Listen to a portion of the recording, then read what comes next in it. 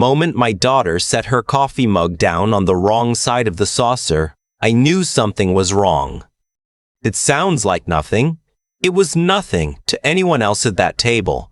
But my daughter, Claire, has been left-handed her whole life, and she has always, without thinking, placed her mug handle to the left.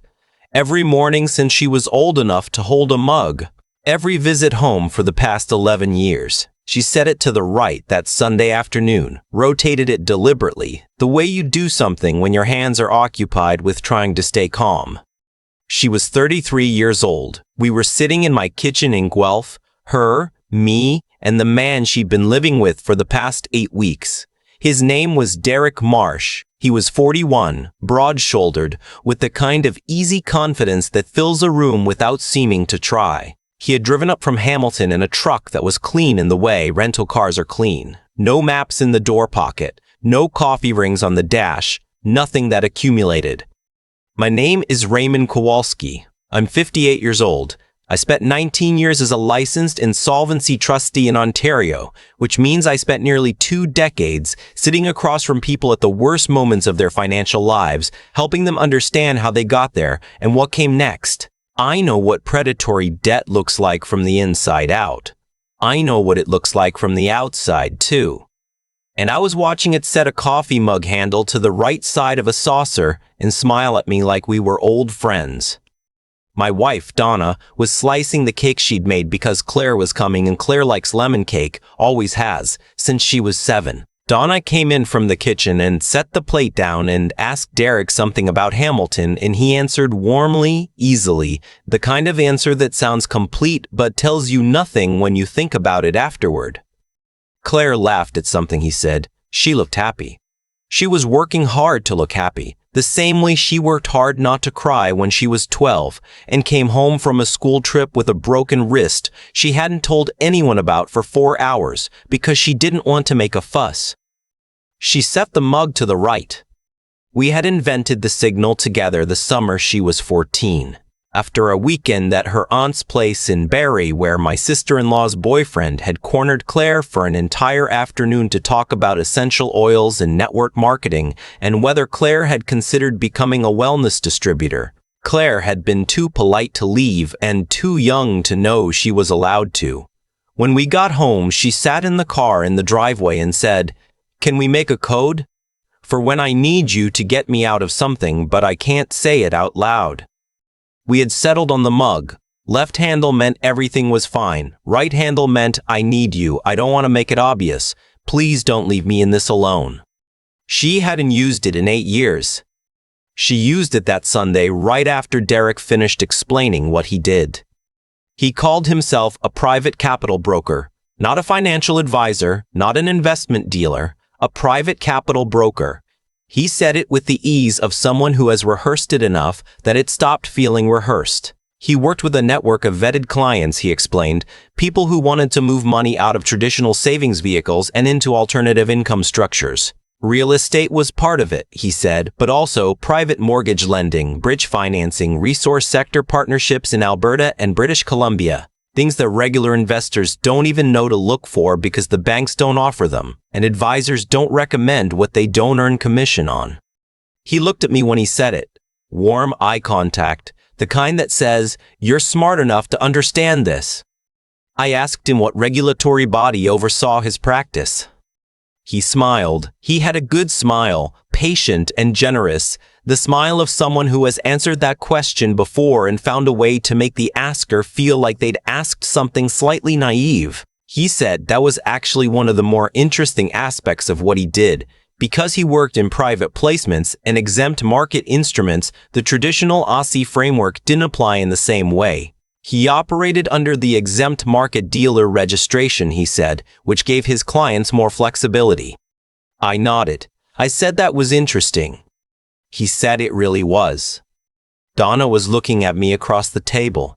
She has known my face for 30 years, and she knows what happens behind it when I'm working. She put her hand on Derek's arm and asked if he'd like to see the backyard before it got dark. She'd just planted a new bed along the fence, and she was unreasonably proud of it, she said, laughing at herself. Claire waited until the back door closed. Then she put both her palms flat on the table and looked at me the way she looked at me when she was 16 and had done something she needed to tell me about. "I know what you're thinking," she said. "Tell me what you're thinking," I said. She rubbed her thumb along the edge of her sleeve. She'd been sleeping badly.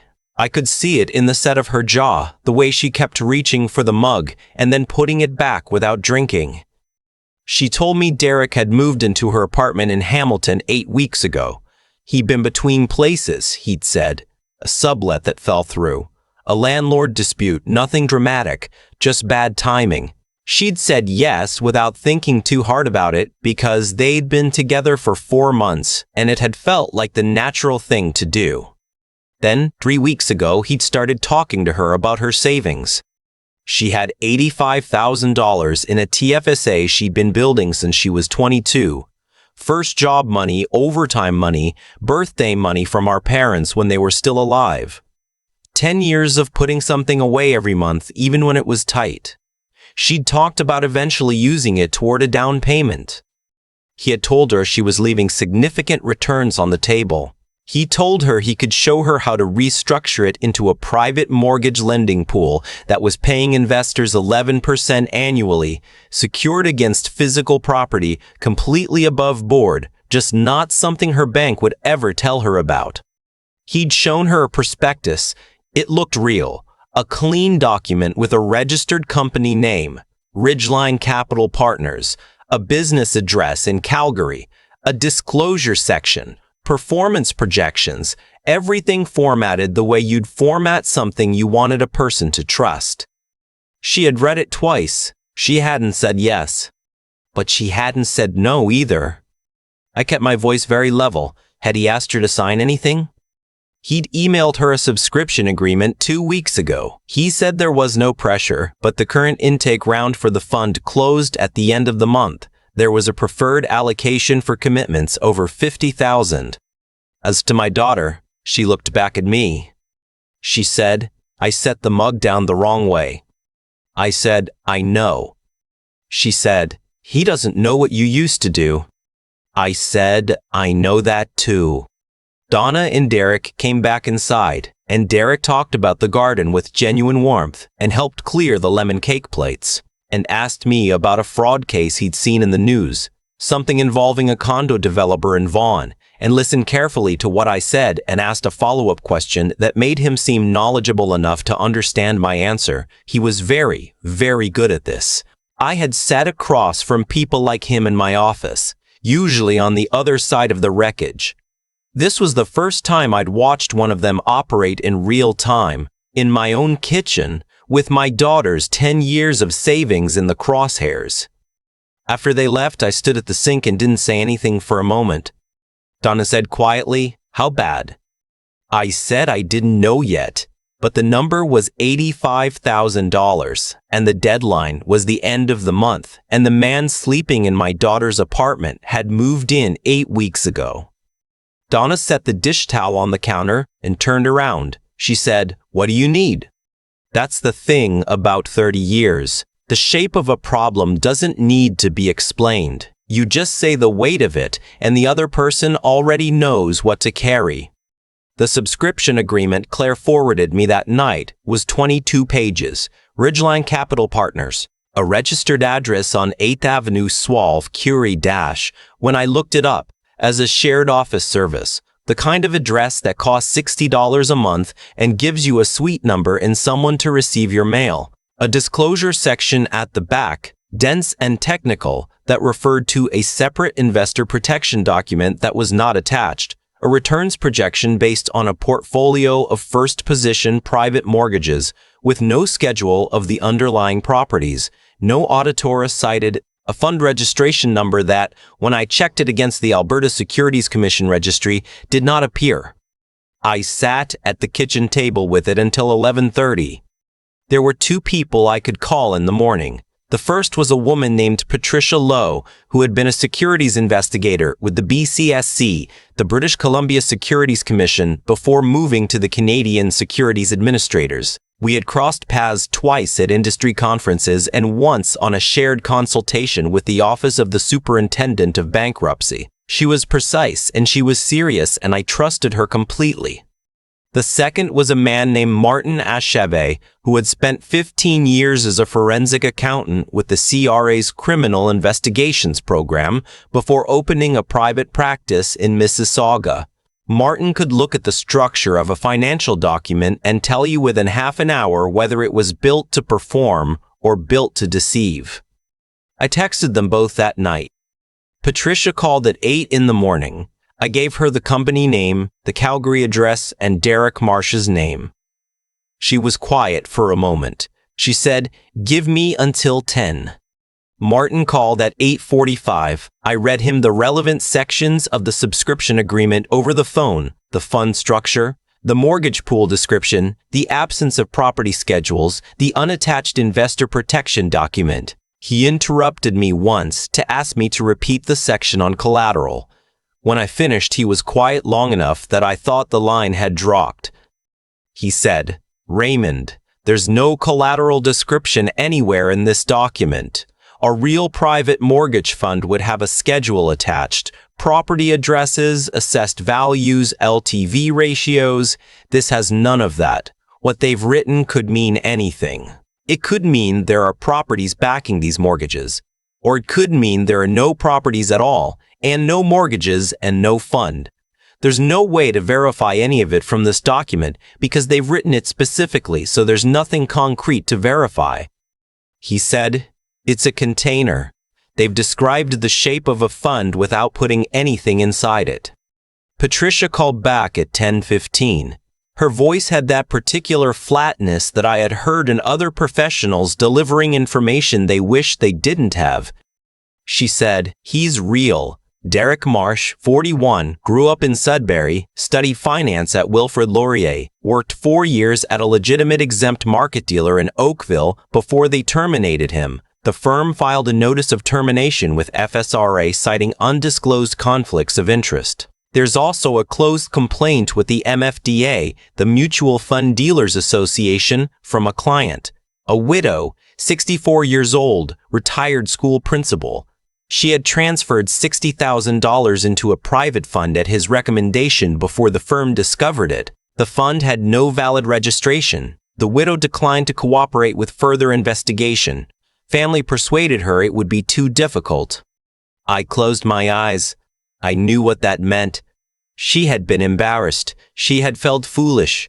She had not wanted her adult children to know how far it had gone. Patricia said, "Ridgeline Capital Partners. There is no registered entity by that name with any provincial securities regulator in Canada. Not Alberta, not BC, not Ontario. The Calgary address is a mail service. The phone number on the letterhead goes to a voicemail that's never picked up." She said, "He's done this before, Raymond. The widow in Oakville was the first version. Your daughter is the second version. He's refined it." I asked how close he was to the ask. She said the subscription agreement and the month-end deadline told her everything. He was 2 weeks from trying to close. She said, "How much is at stake?" I said, "My daughter's TFSA, $85,000, 11 years of savings." There was a pause. Patricia had worked financial crime investigations for a long time. I had worked on the other end of financial crime for a long time. We both knew the same thing about these cases. By the time families find out, the money is usually already moved and gone.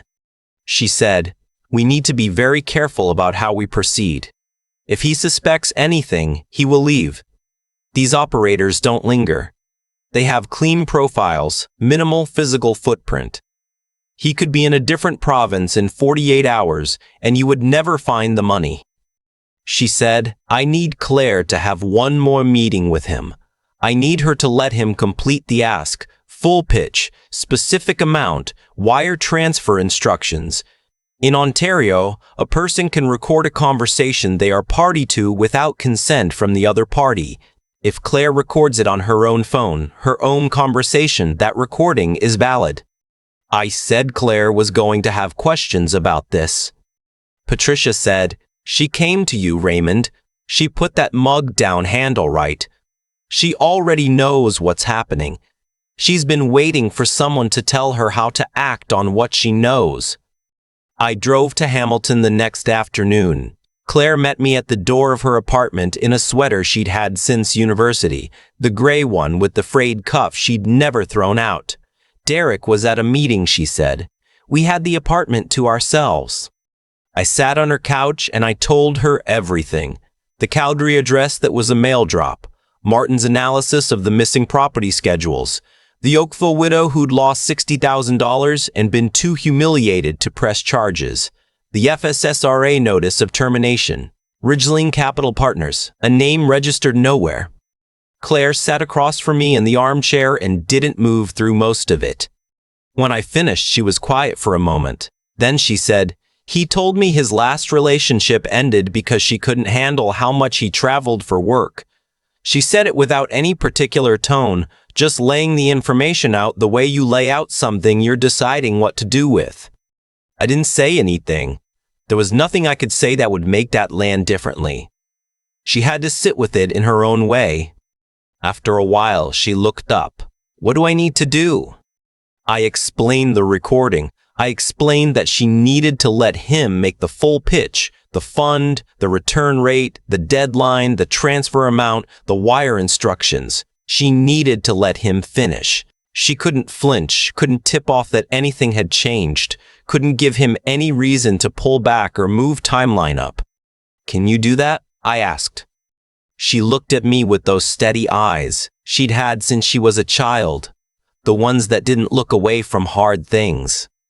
"I've been sitting at dinner with him for 2 months, she said. "I can sit across from him for 1 more hour." She called him that evening. She told him she'd been thinking seriously about the subscription agreement and she wanted to talk it through before the window closed. She said she had a few questions, but she thought she was ready to move forward. She suggested they have dinner Thursday at her place, just the two of them, so she could focus. He said that sounded perfect. He said he was proud of her for thinking it through carefully. He said that was exactly the right way to approach something like this. She texted me after the call. She just sent a single period, our other code from when she was 19. I did it. I'm okay. Thursday morning, I drove back to Hamilton and sat with her at her kitchen table for an hour. She needed to keep her phone in her front pocket, screen down, recording from the voice memo app. She needed to let him talk, not rush him, let silences sit. People fill silences. If she didn't understand something he said, she should ask him to clarify in a neutral voice, the voice of someone almost ready to say yes. She asked me if I was scared. I said yes. I said I was also very sure she could do it. She nodded once. Then she put her coat on, and I left. I drove back to Guelph and sat with Donna in the kitchen. She had CBC radio on low. We drank tea and didn't talk about it because there was nothing to say until there was something to say. Claire texted at 7:12, "All done, calling you." Her voice on the phone was steady but thinned out, the way voices get when the body has been running on adrenaline for several hours and is only now beginning to understand it can stop. She said he had been clear and thorough and completely at ease. He had described the fund, the private mortgage pool, secured against residential and light commercial properties across BC and Alberta. He had told her the current investors were seeing returns of 9 to 12% annually, entirely legally, entirely above board, just outside what the big banks and standard advisors ever deal with. He had given her the wire transfer details, a credit union in British Columbia. He had told her that funds in the pool start earning from the day they're received and that his clients typically saw their first statement within 90 days. She said, "He told me this was the beginning of me building something real. He said he wanted to watch me get there." She said it the same way she'd said the thing about his last relationship ending, flat and careful, like something she was setting down where she could see it clearly. I called Patricia that evening. I told her we had the recording. She asked Claire to send the audio file by secure email, which Claire did before 9. Patricia called me the next morning at 7:50. She said, "It's enough, we're moving." I didn't ask for the specific details of how it unfolded. That wasn't my part in it, and it wasn't Claire's. What I can tell you is that Derek Marsh was arrested at Claire's apartment on a Friday morning before 9. I knew because Claire called me while it was happening, standing in the hallway outside her own front door in her socks, and she said very quietly, "There are 2 officers inside, Dad. They brought a 3rd one to stay with me." I said, "Good. Go get your shoes. Go outside, get some air." She said, "Okay." She said, "Dad." I said, "I know. Go outside." The investigation that followed established that Derek Marsh had run versions of the same scheme in Ontario and Alberta. Ridgeline Capital Partners was one of 2 fraudulent vehicles investigators identified. Across his confirmed victims, 6 people in total, ranging from 44 to 71 years old, the losses exceeded $740,000. 2 of them had already transferred their money before Derek ever met Claire. She was the first person across all of his victims who had not lost a single dollar. Some of those 6 people were still waiting to find out how much, if any, of their money could be recovered. In fraud cases like this, money moves fast through accounts designed to make it disappear. The short answer, in most cases, is that very little comes back. The honest answer is that investigators try, and sometimes they succeed, and sometimes the money is simply gone. 6 weeks later, Claire drove up to Guelph on a Sunday. Just the 3 of us, her, me, and Donna. Donna made her lemon cake again, because that's what you make when someone you love comes home after something hard. And because some things don't need to be decided, they just are what they are. Claire was quieter than usual through dinner. Not the tight quiet of before, something looser, more settled. She helped Donna clean up without being asked. She asked about the neighbor's dog that had been sick. She sat at the kitchen table after dinner with her hands around her mug, handle to the left where it always goes, and she looked at me with something I couldn't entirely name. Not relief exactly, something more complicated than that. She said, "I keep thinking about the other 6 people." I said, "I know." She said, "Did they not have anyone to call? Or did they have someone and they just didn't call?" That was the question. That's always the question in these cases, and I'd been asking it in one form or another for 19 years. I said, most of them felt the wrongness before it got to the end. Most of them had a moment, or several moments, where something didn't sit right, and most of them talked themselves out of it. They didn't want to seem paranoid. They didn't want to be wrong about a person they'd started to care about. They were embarrassed to say out loud what they were starting to suspect, so they waited. And while they were waiting, the window closed.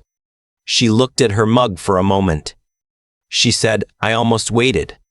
I said, "I know, but you didn't." She looked up. "I just moved a coffee mug." I said, "That's all you needed to do." Donna came back in from the living room, and the 3 of us sat there while the evening came down over the backyard, and the streetlights came on outside, and eventually we moved to the couch and watched a documentary about the St. Lawrence River that none of us were really watching, and Donna fell asleep with her feet tucked under her, and Claire and I sat there in the quiet, not needing to say much, which is the thing about people you have known for your whole life. You can be in the same silence and it means something. There are things I want to say clearly as someone who spent most of his career on the inside of financial disaster. Fraud like Derek Marsh's doesn't target foolish people.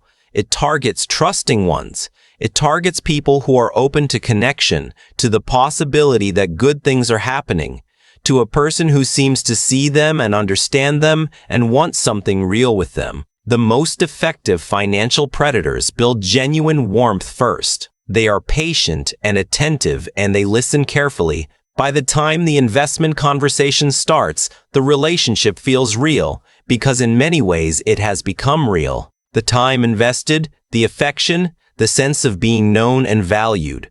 The financial ask doesn't come until the emotional groundwork is so solid that saying no feels like rejecting the whole relationship. The red flags are almost always visible only in hindsight or to someone standing outside the situation. A private investment fund in Canada must be registered with its provincial securities regulator, unless it qualifies for a specific exemption, and even exempt market dealers must themselves be registered with FSRA in Ontario or the equivalent body in other provinces. You can verify any investment fund or any advisor through the Canadian Securities Administrators National Registry at securitiesadministrators.ca. It takes 3 minutes and costs nothing. Pressure around a deadline is almost never legitimate. Real investment vehicles don't close their intake windows in 3 weeks. Real funds don't have preferred allocations that evaporate at the end of the month. Urgency is a sales technique, and in financial fraud, it is the most reliable signal that something is wrong. A business address that turns out to be a shared mail service is not a business. A performance chart with no auditor is a graphic, not a record. A collateral description that doesn't describe the collateral is a sentence, not a protection. If someone asks you to move money quickly into an account at an institution you've never dealt with, for a fund you cannot verify through a public registry, please stop. Call your bank, call a lawyer, call someone you trust who is outside the situation. And if someone in your life reaches out to you, in whatever way they know how, with whatever signal the two of you have, please listen. It doesn't have to be dramatic. It doesn't have to be obvious. Sometimes it's a phone call at an odd hour. Sometimes it's a question that doesn't quite make sense on its surface. Sometimes it's a coffee mug set down on the wrong side of the saucer by someone whose hands are trying to stay calm while the rest of her holds it together. Whatever that signal is, it is not nothing. Claire had $60,000 more than the Oakville widow who came before her, and she has it because she listened to something she already knew, and she did one small thing instead of waiting. That's the whole of it. That's what stood between losing 11 years of savings and not losing them. One small, quiet act by a woman who had learned a long time ago that it was okay to ask for help without making a scene. We didn't lose anything. We almost did. And the difference was a 33-year-old woman at her parents' kitchen table, turning a mug handle to the right. If your gut is telling you something, it is not nothing. It never is. I've been thinking about the word almost a lot since that Sunday.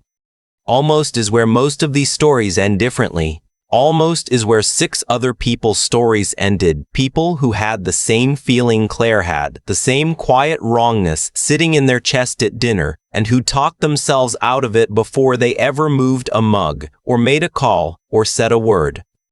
What Derek did wasn't complicated, not at its core. He found someone who was open to love, to trust, to the possibility that life was offering her something good. And he made himself fit that opening precisely. He was patient. He was warm. He listened the way people listen when they're building something, not because they care, but because they're gathering material. By the time the investment conversation started, Claire was already inside a relationship that felt real. Because in some ways it had become real. Time is real. Attention is real. The feeling of being seen by someone, that's real. Even when the person doing the seeing has no intention of being honest with you about why they're looking. What I keep coming back to is this. Claire didn't avoid losing her savings because she was smarter than Derek's other victims. She avoided it because she was honest with herself before she was ready to be. She noticed what she noticed, and she didn't bury it. That took something. A kind of integrity I'm not sure I could have named when I was 33. It's easy to look away from something that would cost you a relationship you wanted to be real.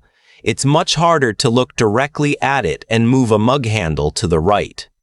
There's a kind of clarity that only comes from doing your own thinking carefully, even when the thinking is painful. I spent 19 years as an insolvency trustee watching people arrive at that clarity too late, after the money was gone, after the relationship dissolved, after the embarrassment had convinced them to absorb the loss in silence rather than report it. The Oakville widow who lost $60,000 and declined to press charges because she was ashamed. I think about her more than I've said out loud. She wasn't foolish, she was human. She had wanted to believe something and paid for that wanting in a way no one should have to. What Claire did was refuse to finish paying, and she did it not by being cold or suspicious or closed. She did it by keeping one small, honest thread connected between what she felt and what she chose to do about it. That thread held. I'm not sure I taught her that. I think that's just who she is. But I'm glad we made that signal when she was 14. I'm glad she remembered it. And I'm glad that when she needed to use it, she trusted that I would understand what she meant without her having to explain it completely. That some things between people who love each other don't need a full sentence. Sometimes a mug turned the wrong way is enough. If you're in something that doesn't feel right, you don't have to have the whole argument assembled before you reach out. You just have to move the mug. Whatever your version of the mug is, move it. The people who love you will understand.